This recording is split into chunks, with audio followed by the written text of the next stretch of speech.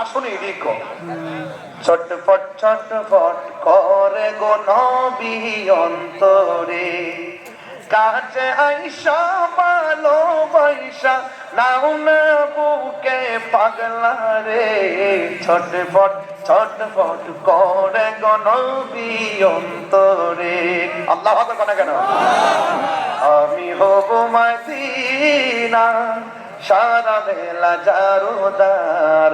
রোজার কিনারে কেটে যাবে দিন